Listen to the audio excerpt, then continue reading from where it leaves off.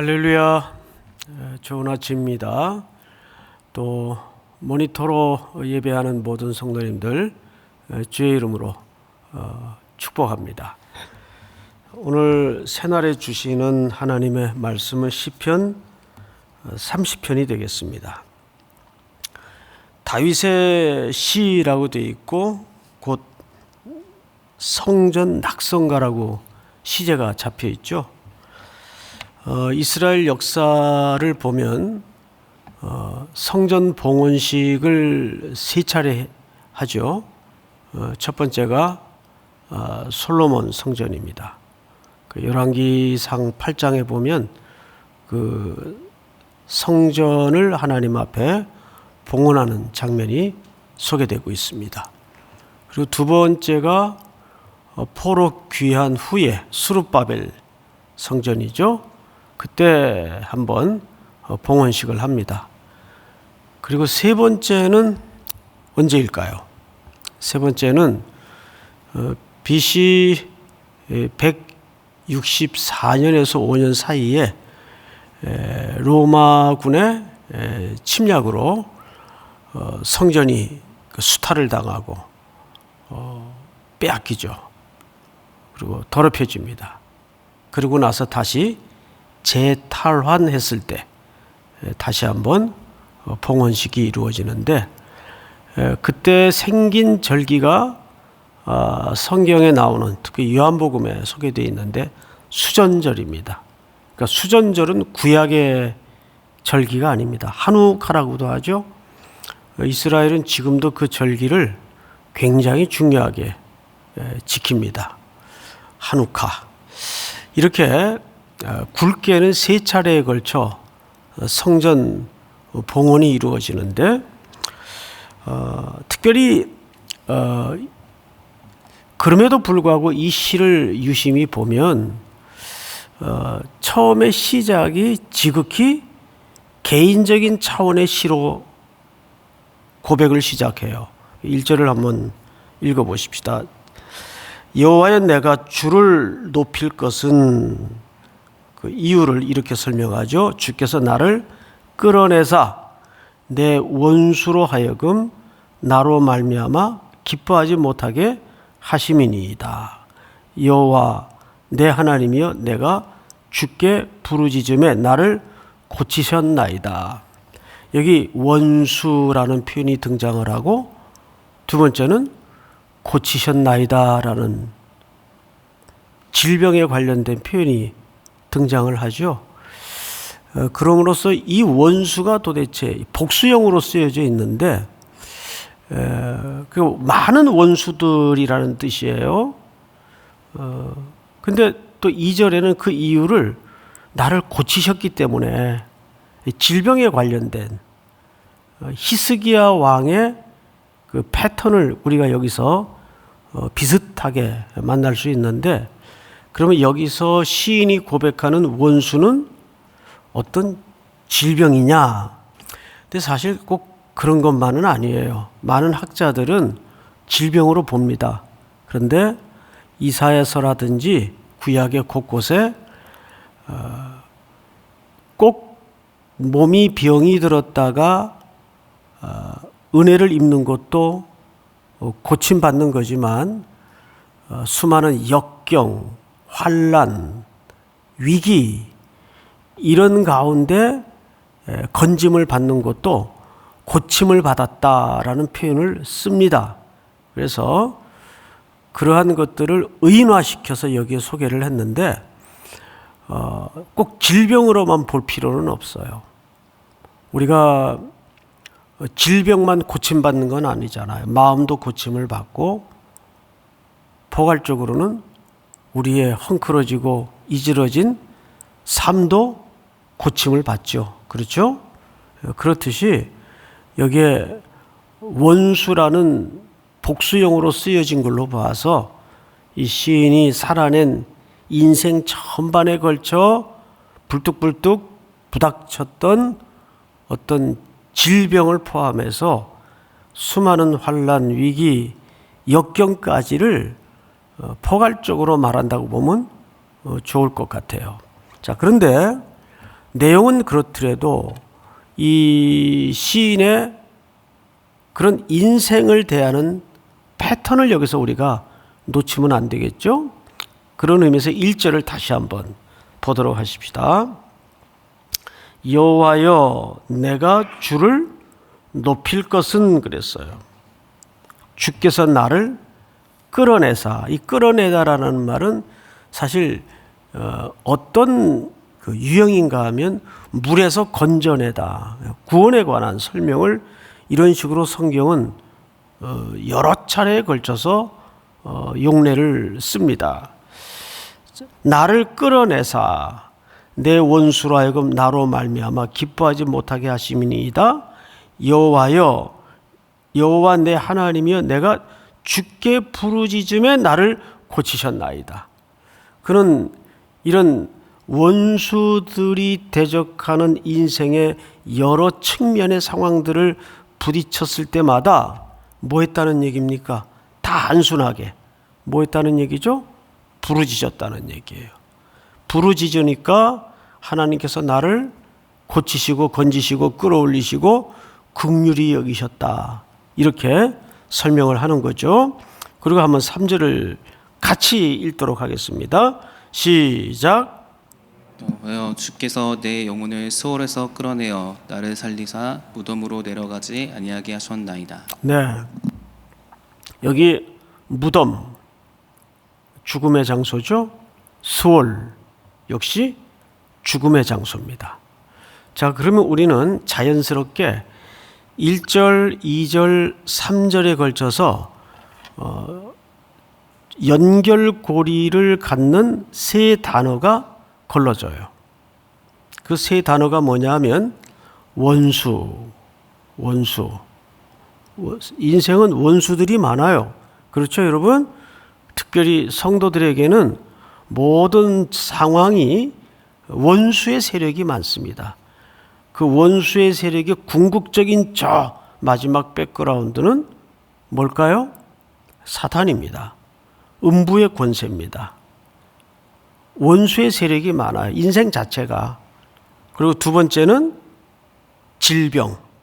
그 속에서 성도들이 고난을 당하고 심지어는 몸에 병이 들고 인생 자체가 질병 속에 신음하는 것이 이 세상에 여기저기서 터져나오는 신음소리고 고통소리입니다.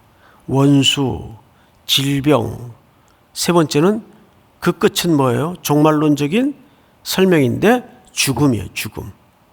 그런데 이것이 누구나 보편적으로 피할 수 없는 인생의 맥락이에요. 세상은 원수의 세력이 많아요. 이 감각을 잊어버리고 살면 안 돼요. 세상이 늘 봄바람 같고 기와요초 만발한 푸른 초원이며 뭐 그러면 얼마나 좋겠어요. 근데 그렇지 않단 말이에요.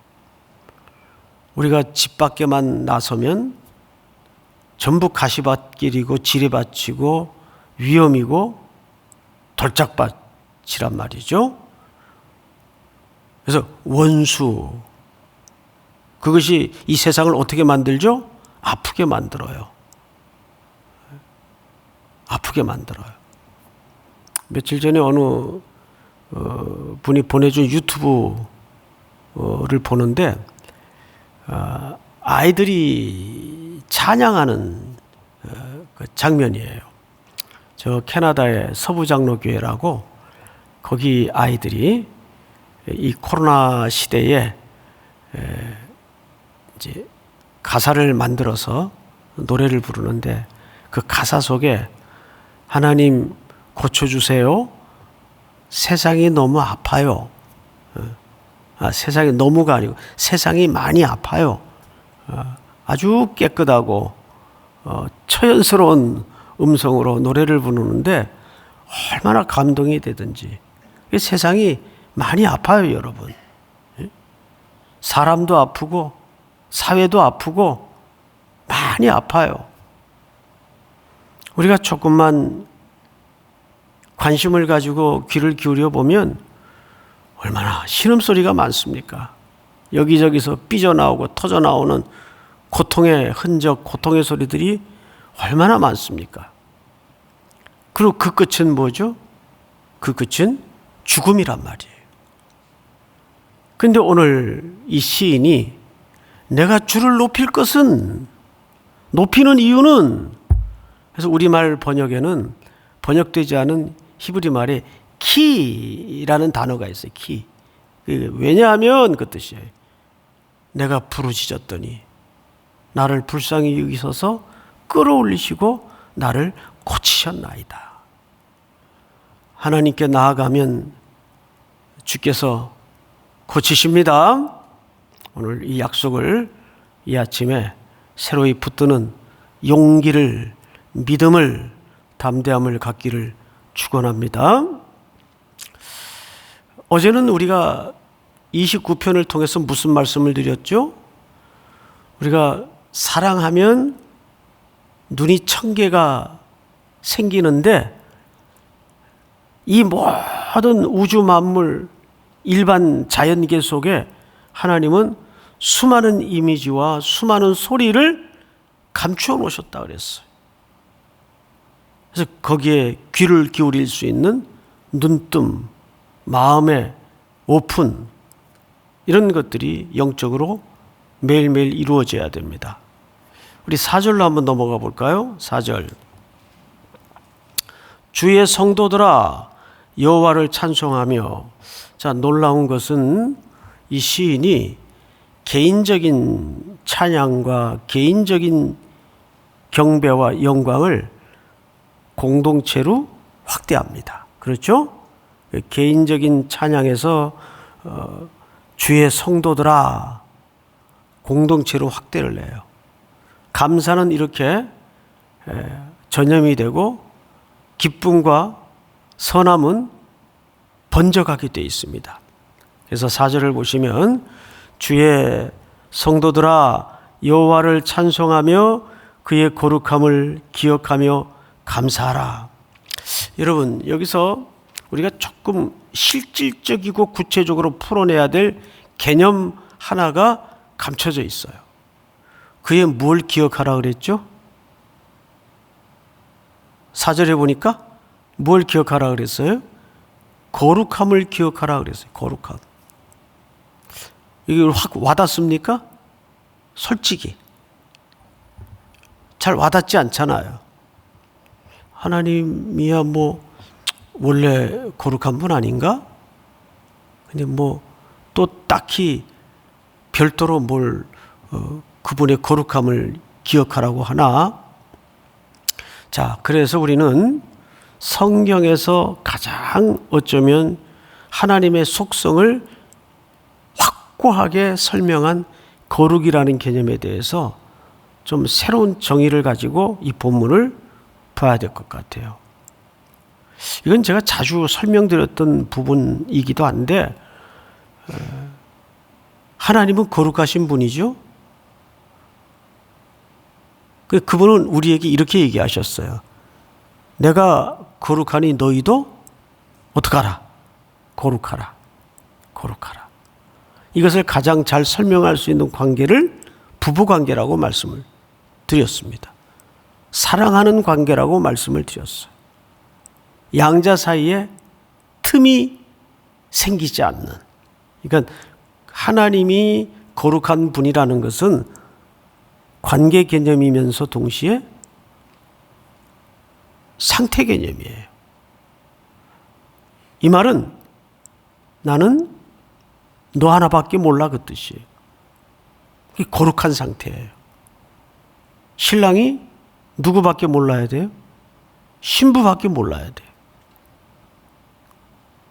신랑이 자꾸 이 여자 저 여자 한눈 팔고 다니면 그거는 거룩한 게 아니에요. 성경의 모든 하나님에 대한 설명을 그리스도와 우리의 무슨 관계로 설명하죠? 부부 관계로 설명해요. 이 양자 사이에는 어떤 것도 비집고 들어올 수 있는 틈이 없어야 돼. 완전한 하나. 그게 뭐죠? 온전한 거룩이에요. 그분의 거룩이라는 것은 뭐냐 하면 하나님은 한 번도 우리를 향하여 뭐 한 적이 없다. 한눈 파신 적이 없다. 그 사실을 믿습니까?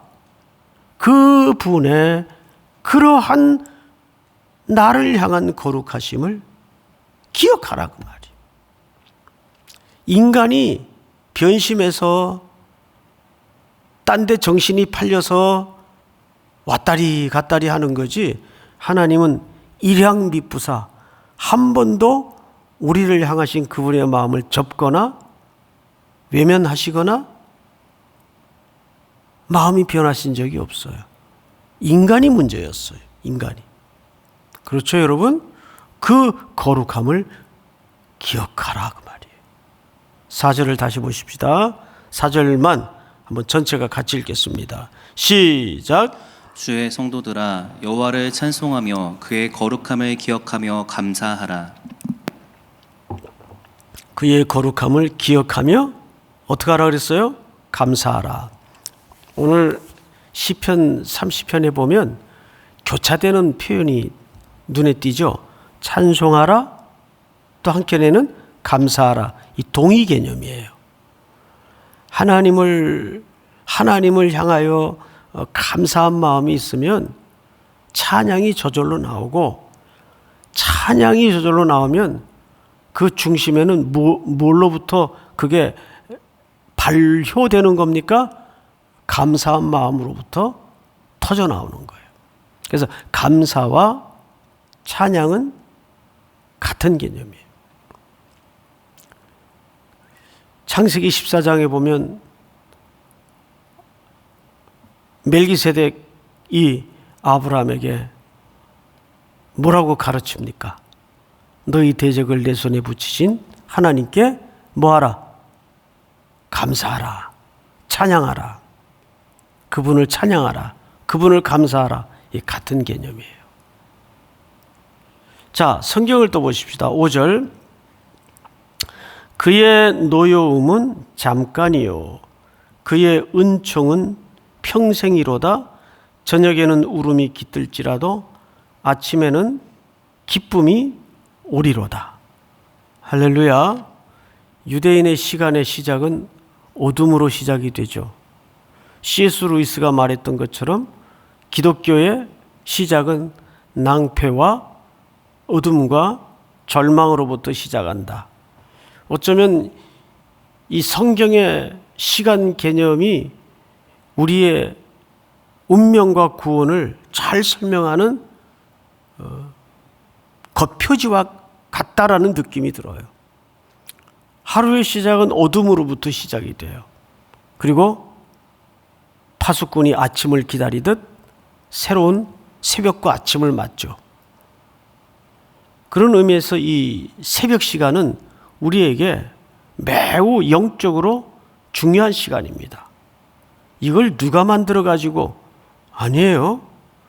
예수님도 새벽 기도를 습관을 쫓아 하셨고 성경의 수많은 새벽에 깨어지는 인물들을 우리가 발견할 수 있습니다. 자, 그런데 여기 노염이라는 단어가 등장을 해요. 노염. 아프라는 말인데 이건 사실 직역을 하면 콧구멍, 분노 뭐 그런 뜻이에요. 왜 사람이 화가 나면 그 더운 김이 어디로 나오죠?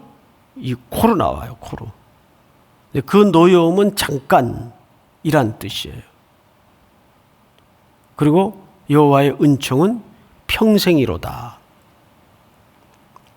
자, 여기에서 우리가 한 가지 기억할 것은 이 시인이 왜 이런 얘기를 하는가 이유를 알아야 돼요. 6절을 좀 제가 읽겠습니다.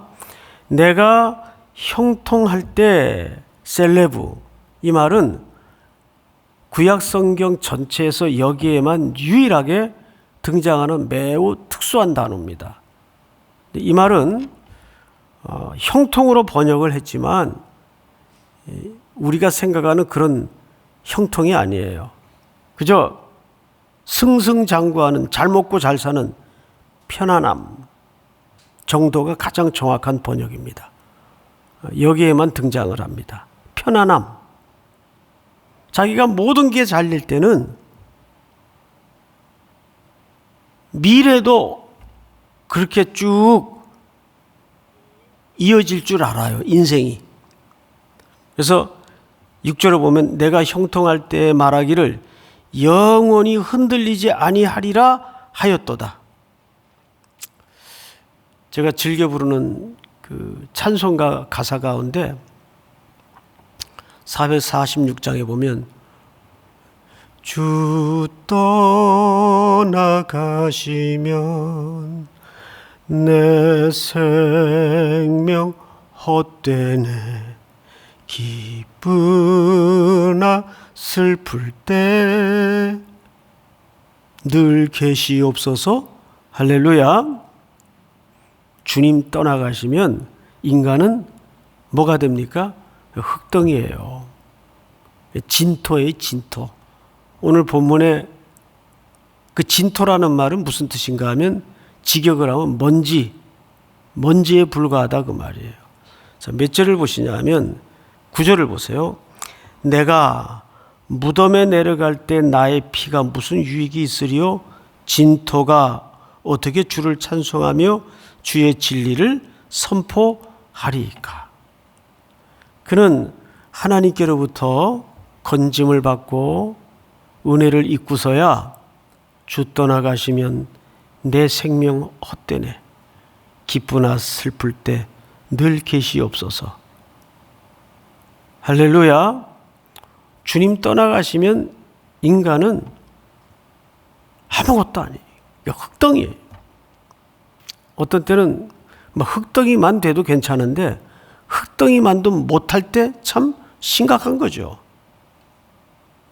그래서 하나님은 목회자들뿐만 아니라 우리 일반 성도들에게도 끊임없이 집요하게 가르치시는 게 뭔지 아십니까?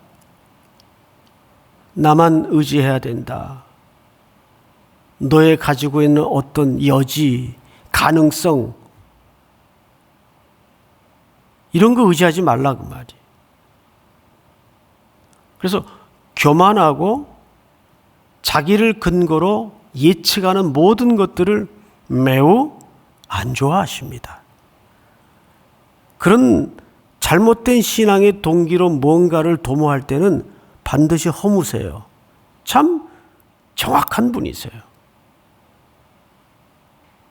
반대로 아무리 안 될 것 같고 아닌 것 같아도 그분 의지하면 그분이 하세요.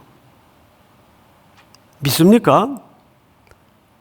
다시 한번 강조하지만 신앙생활은 딴 거 없어요. 네 힘으로 살래, 내 힘으로 살래. 하나님이 늘 우리에게 그걸 질문하십니다. 오늘도 똑같아요. 이 새벽 눈뜬 여러분들에게 주께서 이 시편 30편을 통해서 물으시는 거예요. 네 힘으로 살래, 내 힘으로 살래. 오늘 기도합시다. 우리 다 같이 기도합시다. 오늘도 주께 의지하는 마음을 가지고 우리의 모든 질병 같은 삶을 부르짖고 구하는 은혜를 누리게 하시고 노여움은 잠깐이지만 은총은 평생이라 하였사오니 주님 나를 떠나지 말아 주시옵소서. 원수로 하여금 개가를 부르지 못하도록 인도하여 주시옵소서. 주께만 영광 돌리는 존재가 되게 하시고 오늘 하루를 마감할 때 오늘도 영광이었습니다 고백할 수 있는 하루가 되게 하옵소서.